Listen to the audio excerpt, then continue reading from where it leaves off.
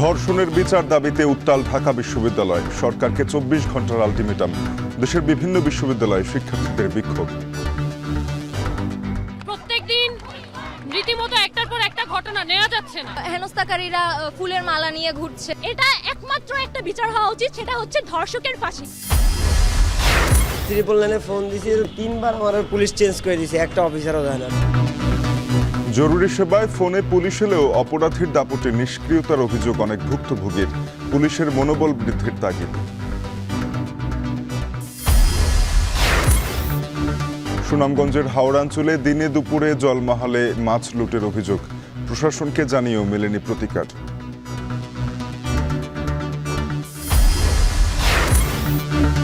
দুবাইয়ে চ্যাম্পিয়ন্স ট্রফির মহারণ আজ বিকেলে 2বারের চ্যাম্পিয়ন ভারতের মুখোমুখি হবে নিউজিল্যান্ড।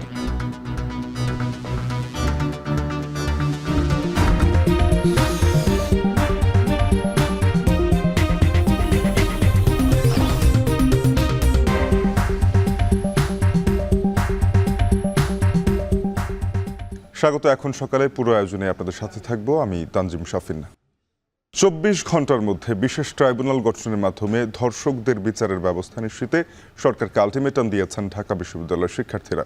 দেশব্যাপী নারী ও নিপীড়ন ও ধর্ষণের প্রতিবাদে শনিবার দিবাগত রাতে ঢাকা বিশ্ববিদ্যালয়ের শিক্ষার্থীরা হল থেকে বের হয়ে বিক্ষোভ করেন। পরে অবস্থান নেন রাজু ভাস্কর্যের পাদদেশে। ঘোষণা করা হয় ধর্ষণ বিরোধী মঞ্চ। আজ সন্ধ্যায় মশাল মিছিলের ঘোষণাও দিয়েছেন ঢাকা বিশ্ববিদ্যালয়ের শিক্ষার্থীরা। বিস্তারিত জানাবেন দেবরাজ দেব। গত বেশ কিছুদিন ধরেই উঠে আসছিল নারী হেনস্থা ও ধর্ষণের ঘটনার মতো অভিযোগ। এর মাঝেই মাগুরায় ঘটে 8 বছরের এক শিশুকে ধর্ষণ ও হত্যা চেষ্টার ঘটনা, যেখানে জড়িত শিশুটিরই বোনের স্বামী, শ্বশুর ও ভাসুর, জানিয়ে সমালোচনার ঝড় বয়ে যায় সামাজিক মাধ্যম সহ সর্বত্র। দেশব্যাপী নারী নিপীড়ন ও ধর্ষণের প্রতিবাদে শনিবার দিবাগত রাতে হঠাৎ করেই ঢাকা বিশ্ববিদ্যালয়ের সুফিয়া কামাল হলের নারী শিক্ষার্থীরা ধর্ষকের সর্বোচ্চ শাস্তির দাবিতে মিছিল নিয়ে বের হন। তাদের সঙ্গে একাত্মতা ঘোষণা করে ডক্টর মোহাম্মদ শহীদুল্লাহ হলের শিক্ষার্থীরাও যোগ দেন। এরপর হলপাড়া থেকে শিক্ষার্থীদের মিছিল বের হয়। এক পর্যায়ে শিক্ষার্থীরা রাজু ভাস্কর্যের সামনে জড়ো হন।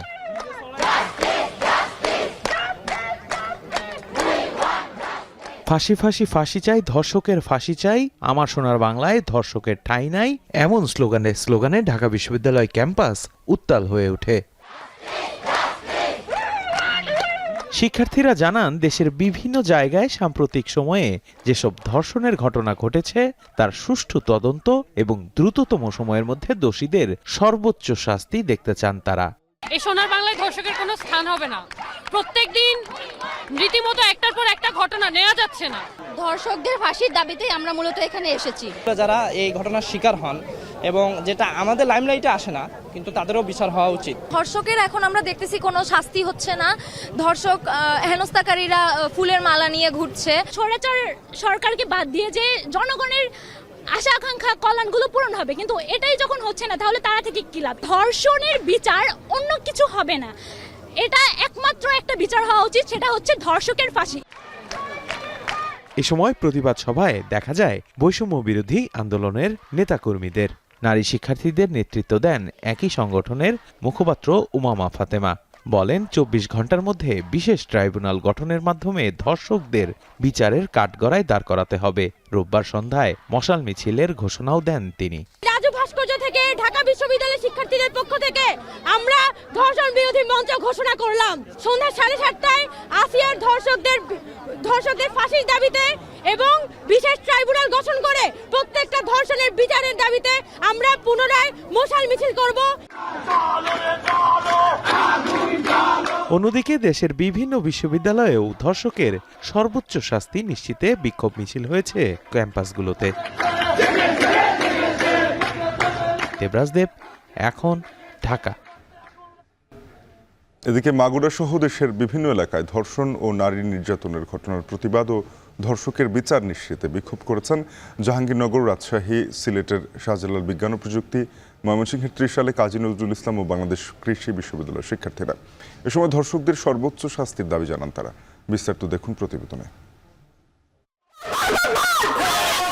শনিবার সন্ধ্যা 7:30টার দিকে রাজশাহী বিশ্ববিদ্যালয়ের জোহা চত্বরে জড়ো হন শিক্ষার্থীরা। পরে বিশ্ববিদ্যালয়ের প্রধান সড়ক ঘুরে একই জায়গায় সংক্ষিপ্ত সমাবেশ করেন তারা। এ সময় শিক্ষার্থীরা বলেন, কোনো ধর্ষণের ঘটনায় সরকার দৃষ্টান্তমূলক শাস্তির ব্যবস্থা করতে পারেনি। এ সময় সরকারকে উদ্দেশ্য করে তারা বলেন, নারীদের নিরাপত্তা নিশ্চিত করতে না পারা সরকারের ব্যর্থতার শামিল। অতি দ্রুত ধর্ষকদের মৃত্যুদণ্ড কার্যকরের দাবি জানান তারা। ময়মনসিংহের ত্রিশালে জাতীয় কবি কাজী নজরুল ইসলাম বিশ্ববিদ্যালয়ে ধর্ষণের প্রতিবাদ ও ধর্ষণকারীদের দৃষ্টান্তমূলক শাস্তির দাবিতে বিক্ষোভ মিছিল করেছেন শিক্ষার্থীরা। শনিবার রাত 2:30টার দিকে প্রশাসনিক ভবনের সামনে থেকে মিছিলটি বের হয়ে ক্যাম্পাসের বিভিন্ন সড়ক প্রদক্ষিণ করে। এছাড়াও একই দাবিতে বাংলাদেশ কৃষি বিশ্ববিদ্যালয় ক্যাম্পাসে বিক্ষোভ মিছিল হয়। রাতে জব্বারের মোড় থেকে মিছিলটি শুরু হয়ে ক্যাম্পাসের বিভিন্ন সড়ক প্রদক্ষিণ করে। সিলেটের শাহজালাল বিজ্ঞান ও প্রযুক্তি বিশ্ববিদ্যালয়ের ছাত্রীরাও দেশব্যাপী নারীর উপর সহিংসতার প্রতিবাদ ও নিরাপত্তা নিশ্চিতের দাবিতে বিক্ষোভ মিছিল করেছেন। শনিবার রাত 2:30 থেকে 3টা পর্যন্ত এই কর্মসূচি পালন করেন তারা। মিছিলটি ছাত্রী হোস্টেল থেকে বের হয়ে বিশ্ববিদ্যালয়ের গুরুত্বপূর্ণ সড়কগুলো প্রদক্ষিণ করে প্রধান ফটক হয়ে গোলচত্বরে গিয়ে মিলিত হয়। এ সময় শিক্ষার্থীরা দেশের নারীসহ জনসাধারণের সার্বিক নিরাপত্তা নিশ্চিতের দাবি জানান। একই দাবিতে শনিবার দিবাগত রাত 1:30টার দিকে জাহাঙ্গীরনগর বিশ্ববিদ্যালয়ের বটতলা এলাকা থেকে একটি মিছিল বের করেন শিক্ষার্থীরা। মিছিলটি ক্যাম্পাসের বিভিন্ন সড়ক প্রদক্ষিণ করে প্রধান ফটক সংলগ্ন ঢাকা আরিচা মহাসড়কে গিয়ে অবস্থান নেয়। সেখানে শিক্ষার্থীরা রাত 2:30 থেকে 3টা পর্যন্ত মহাসড়ক অবরোধ করে রাখেন। এতে সড়কের 2 লেনে যান চলাচল বন্ধ হয়ে যায়। প্রত্যয় দাস, এখন। জরুরি সেবা 999-এ ফোন করলে পুলিশ আসে, কিন্তু অপরাধীর দাপটে নিষ্ক্রিয়তার অভিযোগ রয়েছে অনেক ভুক্তভোগীর। শতকের হিসেবে অভিযোগের মাত্র 3.38% পেয়েছেন 999-এর সহায়তা, যা বলছে খোদ পুলিশ বিভাগ। তাই কেউ কেউ জরুরি সেবার নম্বরে ভরসা না রেখে সরাসরি চলে যান থানায়। আইন শৃঙ্খলা নিয়ন্ত্রণে পুলিশের ভীতি কিভাবে কাটবে সে পথ খুঁজছেন নিরাপত্তা বিশ্লেষকরা। বিস্তারিত ইরফান আহমেদের ক্যামেরায় আরিফ হোসেনের প্রতিবেদনে। আওয়াজ না ওইটা মনে করেন দাও নিয়ে আইসে আমার এলোপাতার কোবান শুরু করছে, রানে, পিঠে, পায়ে, হাতে। শরীরে আঘাতের চিহ্ন নিয়ে ভাটারা থানার সামনে অপেক্ষা করছেন দুবাই প্রবাসী রনি। ঠুনকো ঘটনা নিয়ে প্রতিবেশীর হামলার শিকার হয়েছেন তিনি। পরে ফোন দিয়েছিলেন 999-এ। পুলিশ ঘটনাস্থলে গেলেও অপরাধী আটক না করেই ফিরে আসেন। এখন দিচ্ছেন হুমকি। দেখছেন তো যায় আমার কোপাইছি কিভাবে, তো বাসার ভিতরে তো হুমকি চলতে আছে। 999-এ ফোন দিছি, 3বার আমার পুলিশ চেঞ্জ করে দিয়েছে, একটা অফিসারও যায় না। অনেকে 999-এ কল না দিয়েই সরাসরি চলে এসেছে থানায়। আমার বাচ্চাকে একজন একটা হুমকি দিয়েছে। এই জন্য কি ধরনের হুমকি দিয়েছে? ওই যে মেরে ফেলবে এই ধরনের আর কি হুমকি দিয়েছে। আমরা তারা শাসাইছি, এই জন্য। আমি একটু কথা বলে আসি। 999 সেবা দিয়ে প্রশ্ন করায় কিছুটা পাশ কাটিয়ে যাওয়ার চেষ্টা পুলিশের। কলটা আসার পরে আমরা রিসিভ করে তার ঠিকানা এবং সিটিজেনের সাথে কথা বলা হয়। ঠিকানা নেওয়ার পর সংশ্লিষ্ট এলাকায় যার যে অফিসার ডিউটি থাকে আমরা তাকে তাৎক্ষণিক জানাই দিই।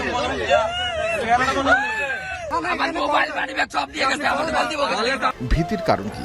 এই প্রশ্নের উত্তর এখন সবার জানা। নাম না প্রকাশ করলেও সামাজিক যোগাযোগ মাধ্যমে ঘুরতে থাকা কয়েকটি ভিডিও দেখিয়ে জানালেন কারণ।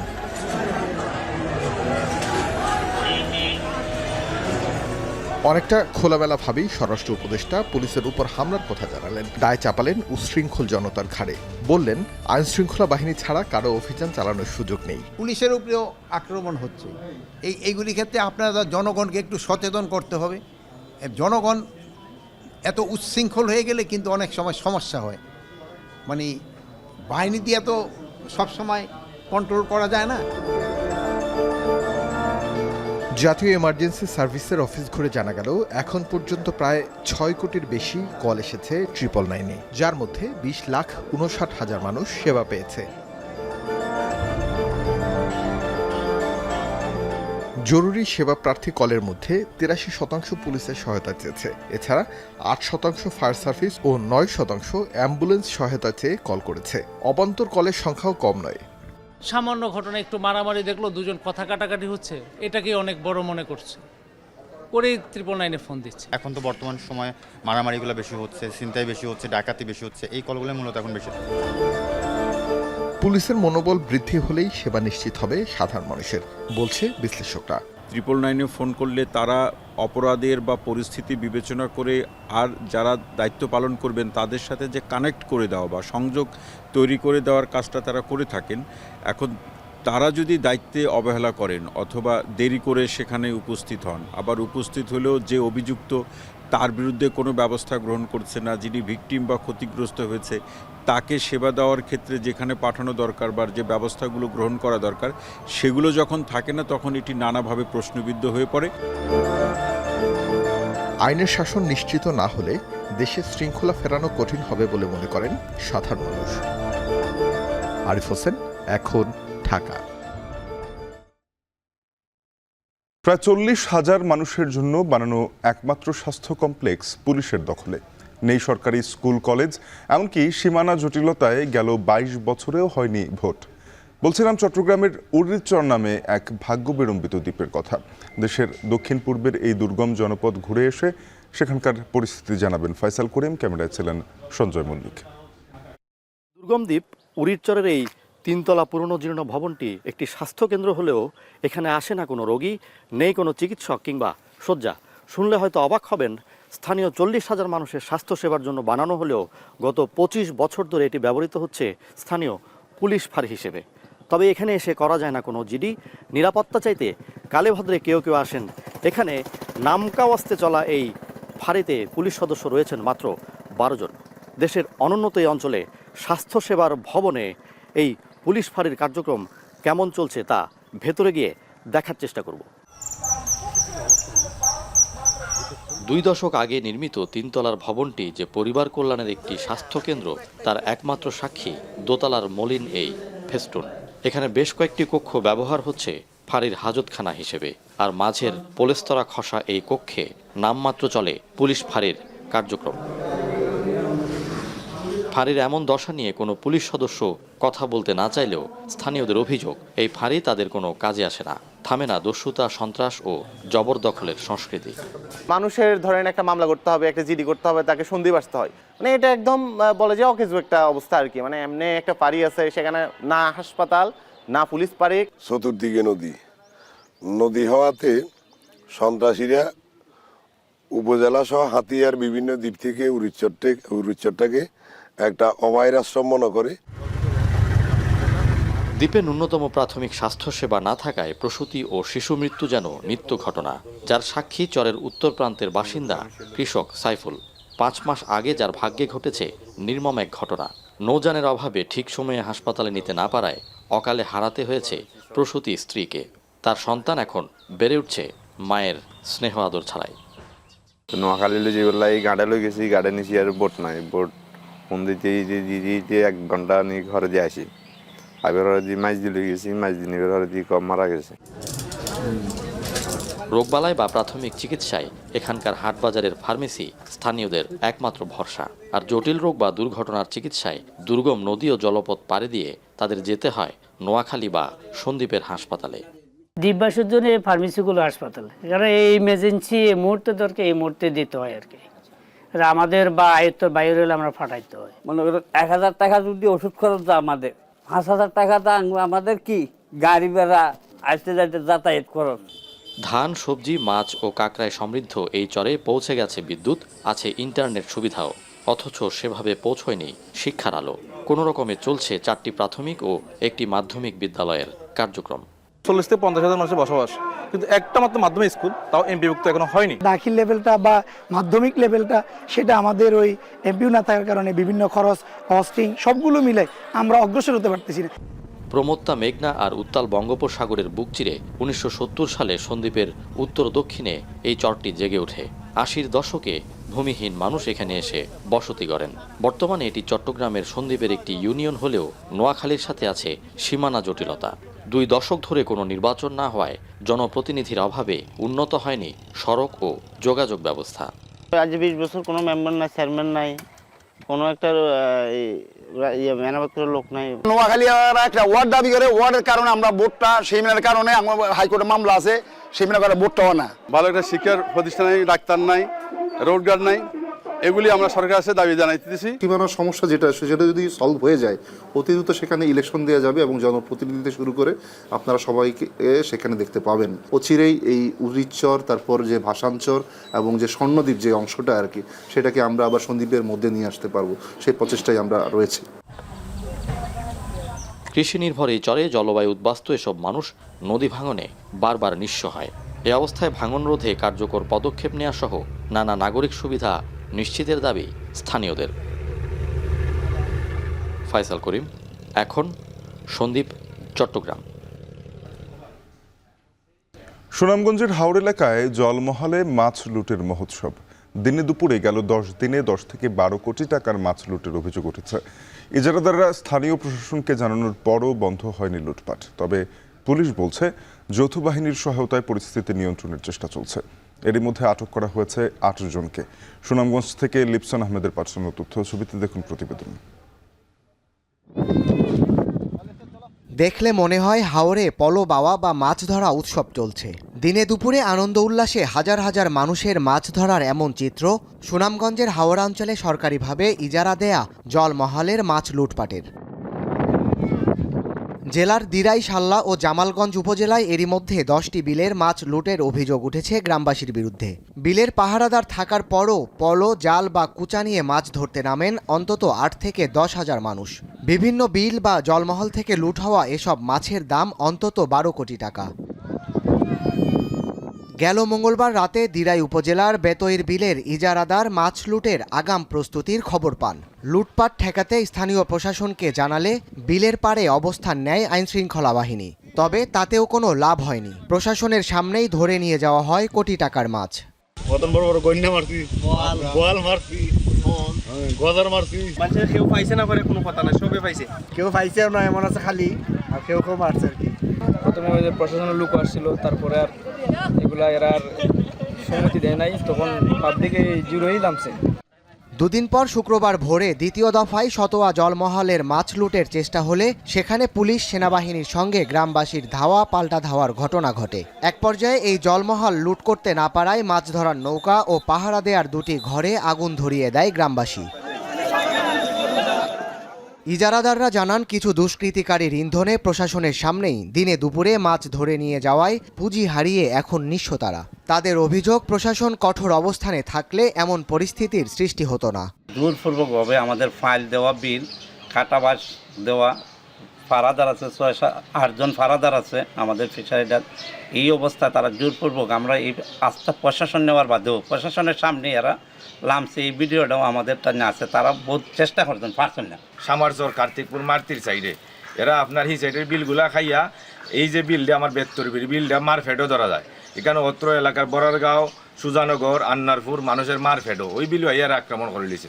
স্থানীয় প্রশাসনের দাবি, গ্রামবাসীর চেয়ে পুলিশের সংখ্যা কম হওয়ায় ঠেকানো যায়নি লুটপাট। তবে দ্রুত পরিস্থিতি নিয়ন্ত্রণের চেষ্টা চলছে বলেও জানান পুলিশ কর্মকর্তা। সেনাবাহিনীর টিম এবং আমাদের পুলিশের টিম সহ আমরা বেতই নদীতে গিয়েছিলাম, সেখানে আমরা চেষ্টা করেছি, কিন্তু এখানে এত হাজার হাজার লোক, তো একদিক দিয়ে আটকাইলে আরেক দিক দিয়ে নেমে যায়, তো নেমে গেছে। আমরা এই সংক্রান্ত অভিযোগ করে আমরা আইনগত ব্যবস্থা নেব। আমরা চেষ্টা করতেছি সংশ্লিষ্ট জেলা প্রশাসন বা যারা ইজারা অথরিটি তাদের সাথে কথা বলে তাদের সহায়তায় এবং অন্যান্য আইনশৃঙ্খলা বাহিনীর সহায়তায় আমরা এই জিনিসটা নিয়ন্ত্রণের চেষ্টা করছি। ঘটনার ধারাবাহিকতায় শনিবার সকালে দিরাই উপজেলার সবচেয়ে বড় জলমহল নাইন্দা বিলের মাছ লুটের চেষ্টা করলে তা প্রতিহত করে যৌথ বাহিনী। পাশাপাশি বিভিন্ন জলমহলের মাছ লুটের ঘটনায় এরই মধ্যে আটক করা হয়েছে 8 জনকে। এখন সুনামগঞ্জ। চাঁদপুরের পদ্মা মেঘনায় 2 মাসের জন্য জাটকা রক্ষা অভিযান শুরু হলেও এখনও খাদ্য সহায়তা পাননি বেশিরভাগ জেলে। কর্মহীন হয়ে পড়ায় মানবেতর জীবনযাপন করছেন তারা। জেলেরা দাবি করছেন বরাদ্দ করা চাল দ্রুত বিতরণের পাশাপাশি ব্যাংক কিস্তি স্থগিত রাখার ব্যবস্থা নিতে হবে। এদিকে জেলা প্রশাসন বলছে স্বল্প সময়ের মধ্যেই পৌঁছে দেওয়া হবে খাদ্য সহায়তা। তালহা জুবাইরের প্রতিবেদন। চাঁদপুরের মতলব উত্তরের ষাটনল থেকে হাইমচরের চরভৈরবী পর্যন্ত পদ্মা মেঘনার ৭০ কিলোমিটার এলাকা জুড়ে চলছে জাটকার অভয়াশ্রম। মার্চ এপ্রিল ২ মাস নদীতে নিষিদ্ধ সব ধরনের মাছ ধরা। এতে কর্মহীন হয়ে পড়েছেন প্রায় অর্ধ লাখ জেলে। অধিকাংশ জেলে এখন নৌকা আর জাল মেরামত করেই সময় কাটাচ্ছেন। সরকার ঘোষিত খাদ্য সহায়তার আওতায় নিবন্ধিত ৪০,০০৫ জন জেলের জন্য ৪ মাস ধরে মাসে ৪০ কেজি চাল বরাদ্দ থাকলেও এখনো তা হাতে পায়নি অনেকে। ফলে রমজান মাসের মধ্যে পরিবার চালাতে হিমশিম অবস্থা জেলেদের। কোনো পক্ষেই আমরা নদীর নামতারি না, অভিযান তো আমরা মানছি, আঙ্গ সহযোগিতা তো আমরা পাইতেছি না পাইলে আমরা কেমনে চললাম। আমাদের যে চালটা দেওয়ার কথা এখনো আমরা চালটা পাই না। বর্তমানে নেতা কর্মী আছে, তারা বলছে যে চাল পাইবেন, আশা রাখেন। তবে এখন ইস্তিকিস্তিলে আমরা খুবই কান্তাকাদার ভিতরে আছি। জাটকা সংরক্ষণে নদীতে কঠোর নজরদারি করছে আইন শৃঙ্খলা রক্ষাকারী বাহিনী।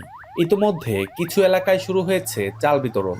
জেলা প্রশাসনের আশ্বাস, দ্রুতই নিবন্ধিত জেলেদের হাতে পৌঁছে যাবে খাদ্য সহায়তা।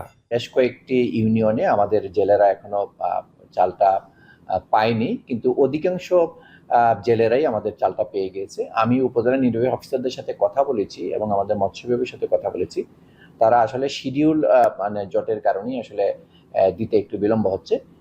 চাঁদপুরের নিবন্ধিত প্রায় ৪৪,০০০ জেলের মধ্যে এবছর ৪০,০০০ জেলে পাবে খাদ্য সহায়তা। তালহা জুবায়ের, এখন চাঁদপুর। কলাপাড়ার বাজারে সামুদ্রিক মাছের দাম বেড়েছে, পাশাপাশি সরবরাহ কমায় নদী ও পুকুরের এবং ঘেরের মাছের সরবরাহ কমেছে। প্রকারভেদে দাম বেড়েছে ১০ থেকে ২০০ টাকা পর্যন্ত। এ বিষয়ে বিস্তারিত জানাতে কলাপাড়া পাইকারি মাছ বাজার থেকে যুক্ত হয়েছেন সহকর্মী জসিম পারভেজ।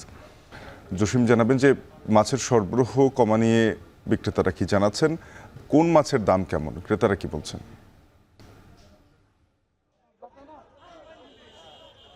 শাফিন, আপনি জানেন যে এখন কিন্তু সমুদ্র এবং নদে ডালা চলছে, তার মানে হচ্ছে না জোয়ার, না অমাবস্যা, না পূর্ণিমা। সে কারণেই এখন কিন্তু মাছের বিচরণ কম রয়েছে সমুদ্র এবং নদ নদীতে, এবং পুকুর জলাশয়েও শীতের কিছুটা তীব্রতা বেড়েছে। সে কারণে মাছের বিচরণ কম থাকায় যে শিকারীরা মাছ কম পাচ্ছেন, সে কারণে পাইকারি মাছ বাজারে মাছের সরবরাহ কম রয়েছে। আমি এখন দাঁড়িয়েছি কলাপাড়া পাইকারি মাছ নাসনাপাড়া মাছ বাজারে। এখানে আজ ১ কেজি ওজনের যে ইলিশ, তা প্রতি কেজি বিক্রি হয়েছে ১,৬০০ টাকা প্রতি কেজি, এবং ৮০০ থেকে ৯০০ গ্রাম ওজনের যে ইলিশ, তা আজ বেচা বিক্রি হয়েছে ১,১০০ থেকে ১,২০০ টাকা। এখানে প্রতি কেজিতে বেড়েছে ২০০ টাকা, এবং ৫০০ থেকে ৭০০ গ্রাম ওজনের যে ইলিশ, তা আজ এখানে বেচা বিক্রি হয়েছে ৮০০ টাকা প্রতি কেজি, কিন্তু এখানে দাম বেড়েছে প্রতি কেজিতে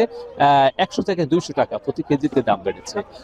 এছাড়া সামুদ্রিক পোয়া মাছ প্রতি কেজি বিক্রি হচ্ছে ৩০০ টাকা, এবং পুকুর ঘের জলাশয়ের রুই কাতল বিক্রি হচ্ছে ২৫০ থেকে ২৩০ থেকে ২৫০ টাকা। এছাড়া পাঙ্গাস বিক্রি হচ্ছে ১৬০ টাকা, তেলাপিয়া বিক্রি হচ্ছে ১৭০ টাকা, এখানে বেড়েছে ১০ টাকা প্রতি কেজিতে। এছাড়া যে পাবদা, সামুদ্রিক পাবদা মাছ, তা বিক্রি হচ্ছে ২৮০ টাকা, এখানে দাম কমেছে ২০ টাকা প্রতি কেজিতে। এছাড়া যে ফাহা মাছ রয়েছে, সামুদ্রিক মাছ, সেটি বিক্রি হচ্ছে শুধু ৬০ থেকে ৭০ টাকা প্রতি কেজি, এবং বিভিন্ন প্রকারের চিংড়ি রয়েছে, সেই চিংড়ি এখানে বিক্রি হচ্ছে ৬০০ থেকে ৭০০ টাকা প্রতি কেজি।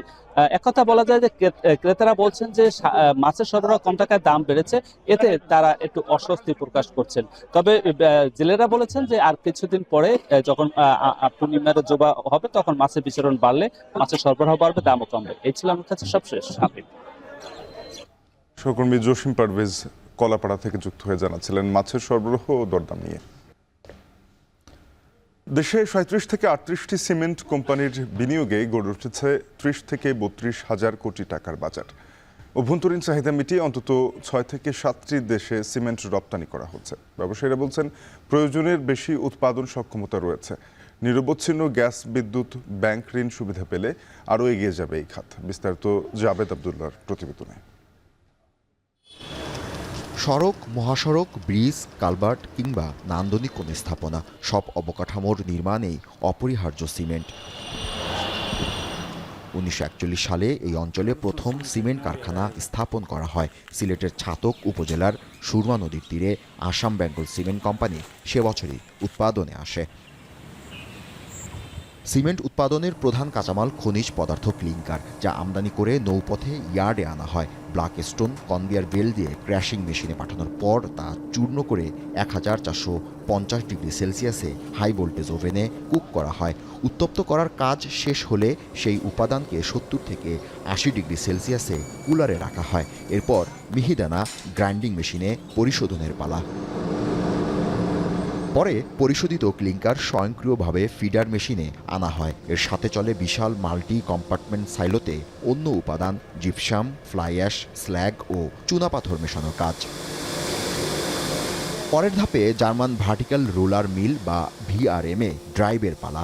আধুনিক ইন্টেলিজেন্ট ল্যাবে মান নিয়ন্ত্রণ হয়ে গেলে শুরু হয় মোড়কের কাজ। এরপর ব্যবহার উপযোগী সিমেন্ট চলে আসে বাজারে, তৈরি হয় আধুনিক স্থাপনার গাঁথনি।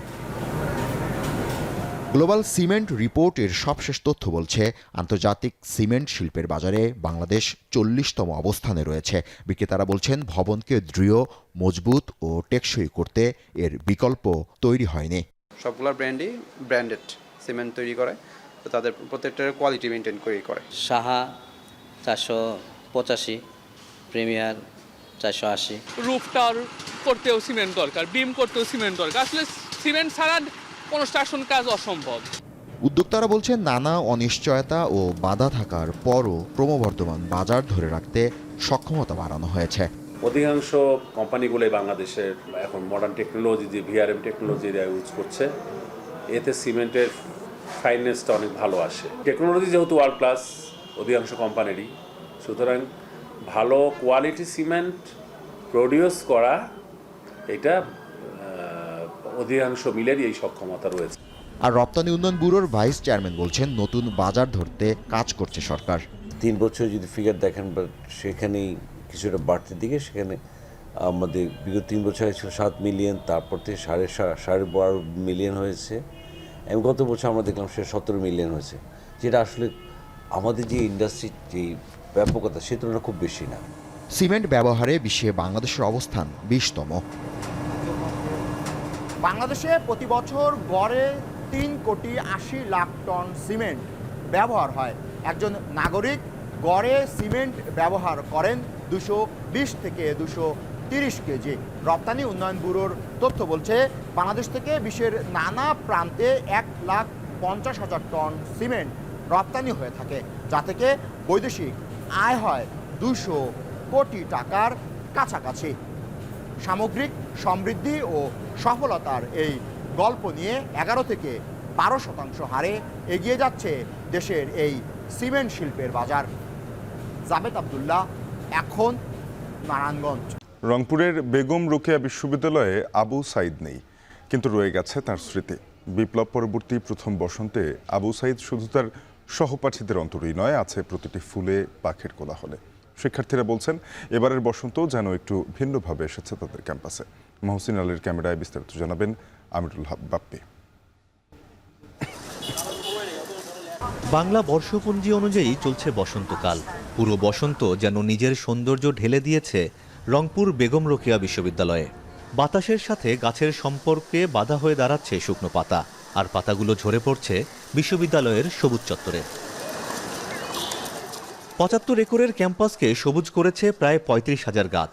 যাদের এবারই প্রথম বসন্ত কাটছে ক্যাম্পাসে, তাদের আবেগ সবকিছু ছাড়িয়ে। আর বিপ্লব পরবর্তী বসন্ত পুরনোদের জীবনে এনেছে নতুন উদ্যম। আর হবেই বা না কেন, এই ক্যাম্পাস থেকেই যে আত্মত্যাগের সূত্রপাত। এত বড় আন্দোলন হয়ে গেল, তারপরে একটা নতুন পরিবেশ, সবকিছু নতুন স্বাধীনতার মধ্যে একটা কথাবার্তা আমরা সবাই উপভোগ করতেছি। এটা ভালো লাগার অবশ্যই। এই সময়টা আমাদের খুবই ভালো লাগে, ক্যাম্পাসে যাইতে আসতে, ক্লাস করতে, বন্ধুদের সাথে হাঁটতে খুবই একদম মনোমুগ্ধকর দৃষ্টি আকর্ষণ করে। বেরোবির শহীদ আবু সাইদ গেট বা 1 নম্বর গেট দিয়ে ঢুকলেই এক সারিতে থাকা বিভিন্ন ধরনের ফুল মন মাতাচ্ছে শিক্ষার্থী সহ ঘুরতে আসা সবারই। মেন গেট, প্রশাসন ভবনের 2 ধারে এসব ফুল দেখলে যে কেউ আন্দোলিত হচ্ছেন বসন্তের ছোঁয়ায়। এর চারদিকে ফুল ফুটছে, তারপর চারদিকে পরিষ্কার দেখা যায় যে বর্ষার সময় একটু কাদা থাকে, তারপর গাছপালা হয়, জঙ্গল হয়, তো এখন মোটামুটি ভালোই, যদিও একটু রুক্ষ, তো সেই সাথে বাতাস আছে, গাছে যদিও খুব একটা পাতা নাই। ক্যাম্পাস লাইফে অনেক কিছু নিয়ে আমাদের স্টুডেন্টদের ডিপ্রেশন থাকে, পড়াশোনা, কেরিয়ার। তো যখন ক্যাম্পাসে আসা হয় এসব ফুল দেখে সত্যি মন অনেক আনন্দিত হয়, অনেক ভালো লাগে আর কি, মাইন্ডটা অনেক ফ্রেশ হয়ে যায়। হাজারো শিক্ষার্থীর মাঝে দেখা হয়ে যায় আবু সাঈদের সহপাঠীদের সঙ্গে। তারা জানান ক্যাম্পাসে সবাই আছে, কিন্তু কে যেন নেই। তবে এবারের বসন্ত যেন একটু বেশি রঙিন তাদের কাছে। আবু সাইদকে অবশ্যই মিস করছি। আবু সাইদ আমার ব্যাচমেট ছিল, আমরা একই সাথে পড়তাম, আমরা 12 ব্যাচ। ওর সাথে অনেক বেশি স্মৃতি রয়েছে। আবু সাইদ যেন হচ্ছে এই ক্যাম্পাসে এবার হচ্ছে ফুল ফল পাখি হয়ে যেন এই ক্যাম্পাসে ধরা দিয়েছে, এরকম মনে হচ্ছে। ও অনেক প্রকৃতি প্রেমী ছিল, আর বসন্তে আমি চাই ও মানে পাখি হয়ে মানে এই আমাদের ক্যাম্পাসে মানে উপস্থিত থাকুক। আবু সাইদ এর মধ্যে জাগ্রত আছে কিভাবে দেখেন আপনারা, প্রত্যেক দিন ক্যাম্পাসে বিভিন্ন ক্যাম্পাস থেকে বিভিন্ন স্টুডেন্ট বাচ্চারা আসে আবু সাইদকে দেখতে, স্মৃতি হিসাবে তারা এখানে আসে আবু সাইদ গেটে ছবি উঠাচ্ছে। এটা আসলে আমাদের দেখে বন্ধু হিসাবে মনে হচ্ছে যে আবু সাইদ আসলে একটা সার্থক, আমাদের দেশকে একটা নতুনভাবে চিনিয়েছে। বিভিন্ন গাছের ছায়ায় বেড়ে ওঠা নীলমণিলতা, ঝুমকলতা, লাল কাঞ্চন, শ্বেত কাঞ্চন, কাঠগোলাপ, চেরি, জবা, রজনীগন্ধা, মাধবীলতারা হয়ে উঠেছে কালে কালে কবিদের উপমার বাস্তব উদাহরণ। এলো বনান্তে পাগল বসন্ত, বনে বনে মনে মনে রং সে ছড়ায় রে, চঞ্চল তরুণ দুরন্ত। কবি কাজী নজরুল ইসলামের এই কথাতেই প্রমাণ হয় এই বসন্তকাল যেন তারুণ্যের প্রতীক, যেন চঞ্চলতার প্রতীক, যেন দুরন্তের প্রতীক। আর যত তারুণ্য, যত দুরন্তপনা, যত চাঞ্চল্য সবই মেলে বিশ্ববিদ্যালয়ের ক্যাম্পাসে। আবু সাঈদের বেগম রোকেয়া বিশ্ববিদ্যালয়ের ক্যাম্পাস এখন যেমন ফুলে ফুলে ছেয়ে আছে, তেমনি সবার স্মৃতিতেও রয়ে গেছে। তার সহপাঠীরা বলছেন আবু সাঈদ হয়তো সশরীরে নেই, কিন্তু রয়ে গেছে এই ফুলে, এই গাছে, এই বাতাসে। আমিরুল বাপ্পি, এখন, বেগম রোকেয়া বিশ্ববিদ্যালয়, রংপুর। পেঁয়াজের পর এবার ফরিদপুরে পেঁয়াজ বীজের ভালো ফলন হয়েছে। স্থানীয়দের কাছে কালো সোনা হিসেবে পরিচিত এই বীজ উৎপাদনে, ক্ষেত পরিচর্যায় বর্তমানে ব্যস্ত সময় পার করছেন জেলার চাষিরা। চলতি মৌসুমে অন্তত 500 কোটি টাকা বাণিজ্যের আশা কৃষি বিভাগের। ফরিদপুর থেকে মফিজুর রহমান শিপনের প্রতিবেদন। যেদিকে চোখ যায় সেদিকেই সাদা ফুলের সমারোহ। ফরিদপুর সদর উপজেলার অম্বিকাপুর ইউনিয়নের মাঠে মাঠে দুলছে পেঁয়াজের সাদা ফুল। পরাগায়নের প্রক্রিয়া ত্বরান্বিত করতে হাত লাগিয়েছেন কৃষাণীরা। নভেম্বর ডিসেম্বরে শুরু হয় পেঁয়াজ বীজের আবাদ, ফলন ওঠে এপ্রিল মেতে। এরপর 1 বছর বীজ সংরক্ষণ করে পরবর্তী বছরে বিক্রি করা হয়। তবে চলতি মৌসুমে পর্যাপ্ত মৌমাছি না থাকায় হাত দিয়েই পরাগায়ন করতে হচ্ছে বলে জানান কৃষকরা। পরাগায়ন করলে পরে বীজটা খুব ভালো জন্মে, বীজটার খুব গুণগত মান বৃদ্ধি পায়। মৌমাছির হচ্ছে সংকট, মৌমাছি নাই, তার জন্য আমরা নিজেরাই মৌমাছিও মনে করেন পরাগায়ন করতেছি, যাতে আমাদের বীজটা সুন্দর হয় বা ভালো হয়। জেলায় পেঁয়াজ বীজের ক্ষেতে কাজ করতে দেশের বিভিন্ন স্থান থেকে আসেন শ্রমিকরা। এখানে কাজ করায় ঘোরে তাদের সংসারের চাকা। বিদেশ থেকে বীজ আনতে হবে না, উল্টে আরো আমরাই বিদেশে বীজ পাঠাবো, যদি সরকার আমাদের কৃষকদের উপরে একটু নজর রাখে। পেঁয়াজের বীজ চাষ করে আমাদের এই অম্বিকাপুর, ভাষণচর এবং গোবিন্দপুর দিয়ে আমাদের মানুষের খুব উন্নয়ন আছে এবং মানুষ খুব ভালো আছে। এদিকে মাঠের পর মাঠ বীজের সাদা ফুল দেখতে প্রতিদিনই মাঠে ভিড় করেন দর্শনার্থীরা। ক্যামেরাবন্দি করেন প্রকৃতিতে মিশে যাওয়া পেঁয়াজ ফুলের অপার সৌন্দর্য। আবহাওয়ার সাথে মেনটেন করে যদি সেভাবে আমরা যত্নটা নিতে পারি, আলহামদুলিল্লাহ আমরা ভালো ফলন আশা করতে পারি, এবং আবহাওয়া ভালো থাকলে আমরা এই বীজটা সুন্দরভাবে ঘরে তুলতে পারি এবং কৃষক পর্যায়ে আমরা ভালো বীজ দিতে পারি। কৃষি বিভাগ জানালো ফলন বাড়াতে সব ধরনের সহযোগিতা নিয়ে কৃষকদের পাশেই আছেন তারা। আমরা কৃষকদেরকে যে বিষয়টি পরামর্শ দিই সেটা হচ্ছে মৌসুম শুরুর আগে আমাদের মাঠ পর্যায়ে যারা উপসহকারী কৃষি কর্মকর্তা আছে তারা কৃষকদের মাঝে গ্রুপ মিটিং করে থাকে। এখন যে জিনিসটি তাদেরকে বেশি গুরুত্ব দেওয়া হচ্ছে এবং মাঠ পর্যায়ে কৃষক এখন যে জিনিসটি নিয়ে ব্যস্ত সেটি হচ্ছে পরাগায়ন। বিশেষ করে এই পরাগায়নটি, যেহেতু পেঁয়াজ একটি হচ্ছে পরপরাগী ফসল, অনেক সময় পোকামাকড় দ্বারা সঠিকভাবে পরাগায়ন না হওয়ার জন্য আমরা কৃষকদেরকে পরামর্শ দিচ্ছি তারা যেন হাত পরাগায়ন বা হ্যান্ড পলিনেশন করে থাকে, যার ফলে হবে কি প্রত্যেকটি পেঁয়াজের বীজের যে গুণগত মান এই গুণগত মান ভালো হবে এবং পেঁয়াজের উৎপাদন অনেকটা বৃদ্ধি পাবে। দেশের চাহিদার অর্ধেক পেঁয়াজ বীজ উৎপাদন হয় ফরিদপুরে। এবছর 1854 হেক্টর জমিতে পেঁয়াজ বীজের আবাদ হয়েছে। এখন ফরিদপুর। চুয়াডাঙ্গার বাজারে বেড়েছে সব প্রকার সবজির দাম। বাজার নিয়ন্ত্রণে নিয়মিত বাজার পরিদর্শন করছে প্রশাসন। বিস্তারিত জানাতে শহরের বড় বাজার থেকে যুক্ত হয়েছে সহকর্মী অনেক চক্রবর্তী। অনেক জানাবেন যে কোন সবজির দাম কত বাড়লো কেজিতে, এছাড়া দাম বাড়ার কারণ হিসেবে ব্যবসায়ীরা কি জানাচ্ছেন?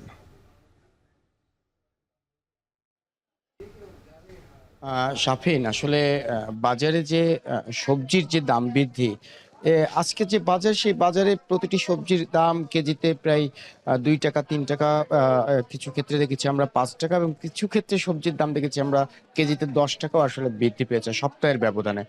পাশাপাশি একটা বিষয় জানিয়ে রাখি যে রমজানের শুরু থেকেই কিন্তু যে সবজিগুলো আছে, বিশেষ করে শসা, বেগুন, আলু, তারপর অন্যান্য যে সবজি আছে, সেই সবজির কেজি প্রতি কিন্তু আসলে প্রতিটি সবজির কেজি প্রতি কিন্তু দাম প্রতিনিয়তই বাড়ছে। এখানে সপ্তাহের কোনো ব্যবধানে যে দাম বাড়ছে এমনটা নয়, প্রতিদিনই আসলে দাম বাড়ছে। 1 টাকা 2 টাকা 5 টাকা 10 টাকা করতে করতে আসলে এই সবজিগুলোর দাম বৃদ্ধি পাচ্ছে। পাশাপাশি প্রশাসনের যে তদারকির কথা বলা হচ্ছে, প্রশাসনের তদারকি আছে শাফিন, কিন্তু সেই তদারকি কিন্তু আসলে ফটো সেশনের মধ্যেই রয়েছে। তারা বাজারে আসছেন, অভিযান পরিচালনা করছেন, 2-1টি দোকানে যাচ্ছেন, ফটো সেশন করছেন, আবার অভিযান সমাপ্তি টানছেন। তো সবশেষ মিলিয়ে এই যে বাজার তদারকি, এই তদারকি কিন্তু আমাদের তেমন একটা আসলে চোখে পড়েনি।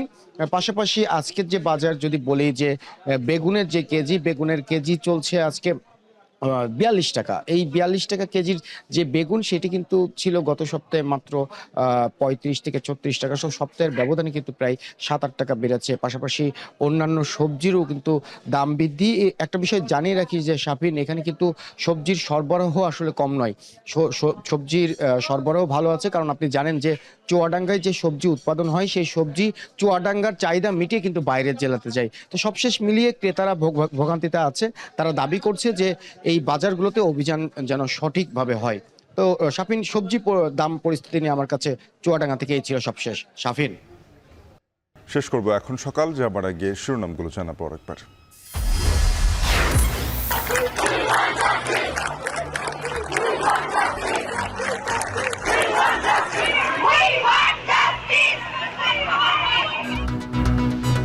ধর্ষণের বিচার দাবিতে উত্তাল ঢাকা বিশ্ববিদ্যালয়। সরকারকে 24 ঘন্টার আলটিমেটাম, দেশের বিভিন্ন বিশ্ববিদ্যালয় শিক্ষার্থীদের বিক্ষোভ। প্রত্যেকদিন রীতিমতো একটার পর একটা ঘটনা নেওয়া যাচ্ছে না। হেনস্থাকারীরা ফুলের মালা নিয়ে ঘুরছে। এটা একমাত্র একটা বিচার হওয়া উচিত, সেটা হচ্ছে ধর্ষকের ফাঁসি। 999 ফোন দিয়েছি, 3বার আমার পুলিশ চেঞ্জ করে দিয়েছে, একটা অফিসারও দেয় না। জরুরি সেবার ফোনে পুলিশ এলেও অপরাধীর দাপটে নিষ্ক্রিয়তার অভিযোগ অনেক ভুক্তভোগীর। পুলিশের মনোবল বৃদ্ধির তাগিদ। সুনামগঞ্জের হাওড়া অঞ্চলে দিনে দুপুরে জলমহালে মাছ লুটের অভিযোগ। প্রশাসনকে জানিয়েও মেলেনি প্রতিকার।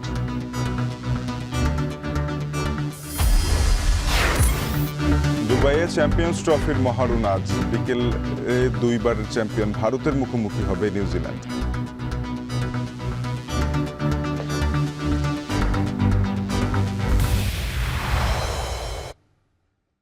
এ ছিল এখন সকালে। এখন টেলিভিশনের ওয়েবসাইট দেখতে ভিজিট করুন www.এখন.tv।